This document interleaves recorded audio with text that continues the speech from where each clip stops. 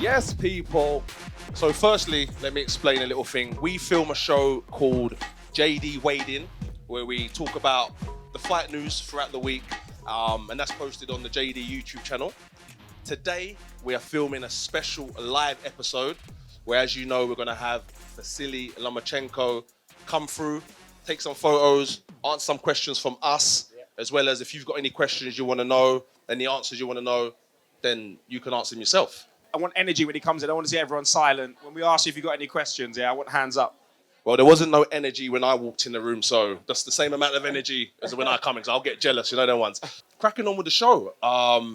Did any of you see the Savage Dan interview with Joshua? He gave a lot away, Yeah. but he held back quite a bit as well. We got what we was going to get.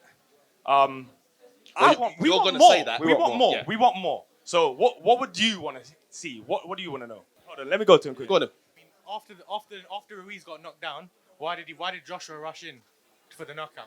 I could probably ask him. Go on then. I feel like we've all got an answer for this one. Yeah. He was, after the Wilder Brazil knockout, I think he felt he was under pressure to perform in front of the American crowd. I think a lot of people were talking. The hype was around Fury. Yes. The hype's around Wilder. That's usual AJ. If he hurts someone, he usually goes after them and gets them. We've Which seen we it 100 love him times for that, before. right? Yeah. Lennox.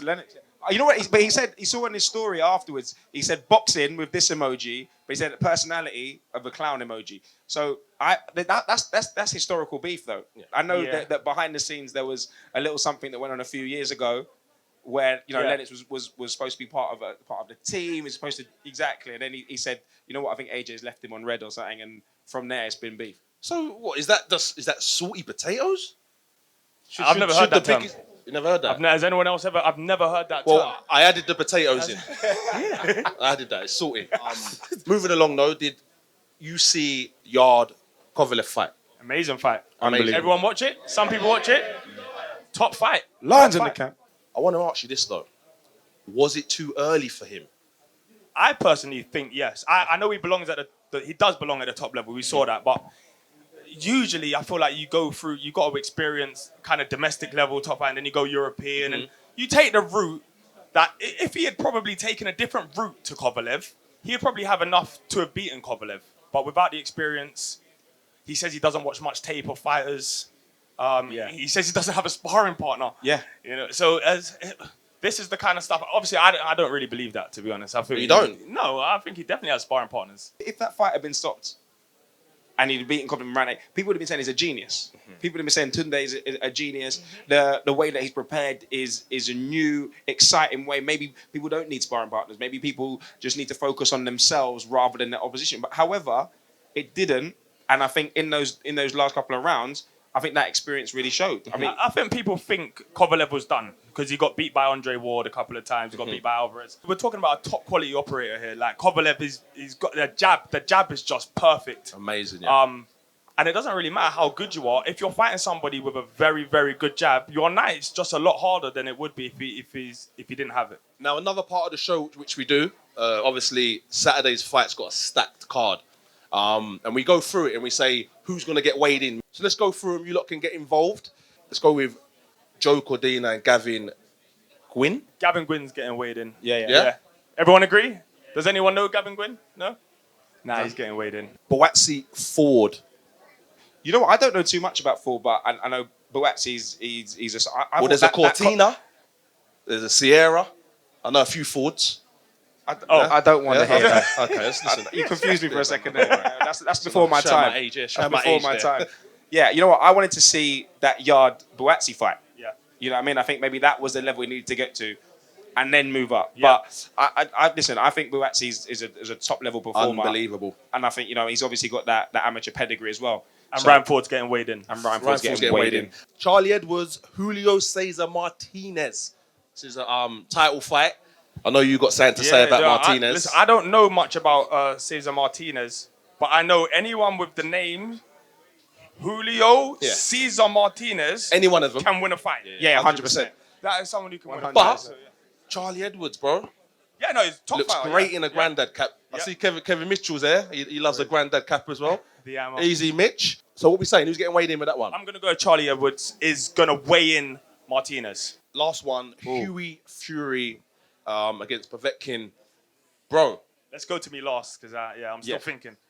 Who thinks that Hughie Fury is the truth? Like we've no one. I'm seeing shaking heads.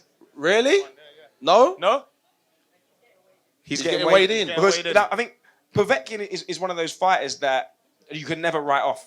He's performed at the top level. Yeah. Obviously, we've seen him against AJ. What he did to Price was horrific. You know what? It's a tough one. It's a 50-50 fight, but I think Hughie Fury. Yeah, I think Hughie Fury is getting weighed in. Two-time Olympic gold medalist, unified world lightweight champion, current WBA, WBO, one of the greatest amateurs of all time, pound for pound, best in the world. Obviously, Loma. He is special. How good is he? He's so good that you can't see it. I haven't seen a fighter with a skill set like that probably ever, to be honest. Like in terms of what he does, his amateur career is ridiculous. It's ridiculous. He's arguably the greatest amateur ever. Yeah. I mean, his dad had him in ballet. Yeah. You know what I mean? To work on his footwork until like the age of 11, before he even started boxing. Before he could even start boxing, we've got two Olympic gold medalists going up against each other, and yet there are levels. How can you prepare for a man that you can't see, that you can't hit? You don't need 12. You need 12 months. Yeah. 12 years. Do we all agree that Loma's the pound for pound best boxer in the world? Yeah. Okay. Without no further ado, I give to you your world champion, Vasyl Lomachenko. Make some noise. Yes, G. Looking good, my friend. Solid. Sunglasses on. How you doing? My man, good to meet you, bro. How you doing, bro? Take a seat there, bro. Right, first question is, there's a lot of love. Look at this. Look at the phones weren't All out the phones. before We came. couldn't get a single phone out. Do you like the amount of love that you're getting in the UK? Of course, I love because UK fans, they are special fans. They understand boxing. They love boxing. That's why I love. Yeah. These guys want to know, are you looking past Luke Campbell, and what do you think of him as an opponent? You know, he has a very, very big amateur experience. He has a high boxing IQ. He has big reach. He's higher, and he is a smart guy, and he's very technical guy. So at Saturday it will be a chess match. You could walk away now. Legacy is secure. You've done everything, won pretty much everything. What's left? What's left for you to do? I need two more belts, and after that we can talk. I'm going to get a question from the crowd. Has anyone got a question? What do you think of Devin Haney? Who? Devin Haney. Wow. Wow. Sorry, I didn't hear. He's a good boxer. He's a smart boxer. I like watching his fights. I'm just a boxer. For me, it doesn't matter who in front of me. I'm ready for anyone. Thank you. Good question, my friend. I saw an interview with you a month ago. You said you don't want to go back in time. I asked you what fight would you go back in time and fight, and you said Manny Pacquiao. Why won't you fight him next? Good question. You know, it's very interesting question. And if you understand boxing, we have different weight classes. I fought at 135. He fought at 147. We've had a lot of fighters who come into the sport late, and they're very big and physical fighters. Do you feel like it's an advantage for you because you've boxed since you were so young? Maybe because I have a big experience. I don't remember then I started training boxing because I think I born in a boxing gym, and I don't remember. But for me, it's good. It's good for me. Weight-wise, are you any plans to go up any more weight? Maybe in the future 140, but not now. Let me throw it back into the crowd. When will the Mikey Garcia and the Tank Davis fights happen? And which one's the harder one? It's a very interesting fights for me. I want these fights. I want these fights. But for me, easier will be fight with Davis because it's my weight class. 130, it's my weight class. What about Mikey? Mikey go up in 140, 147. Now I told it's too early for me, 140. I see you train, but I see you do some silky skills with the ball.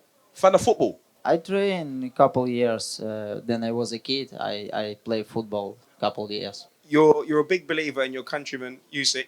You said he's in your top 5 pound for pound fighters. How is he going to do moving up in weight to heavyweight? He's very slick. He's very smart. He has a big amateur experience, and I think he killed weight classes. In England, there's a big buzz about him versus Derek Chisora. Do you think that's an easy fight for him? Do you think he'll do well? For him, yeah, it's easy for him because Chisora is a good fighter, but he is a puncher. He has just one punch, and with Usyk, it's not work.